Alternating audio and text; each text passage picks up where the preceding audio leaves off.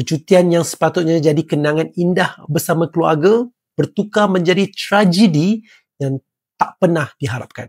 Saya rasa belajar berenang ni antara kemahiran asas yang semua orang patut tahu. Tapi kadang-kadang malang memang tak berbau. Yang lemas tu bukan semestinya tak pandai berenang. Mungkin sebab panik, mungkin sebab kram, mungkin sebab arus kuat, macam-macam boleh jadi. Tapi bila kita nampak seseorang terbaring, terlantar di tepi pantai, perlukan bantuan, perlukan CPR, masa itu persoalan dia cuma satu. Adakah kita tahu apa nak buat atau kita cuma berdiri diam dan jadi penonton? Akademi Dr. Aizul Ammar, satu rumah, satu terlatih CPR.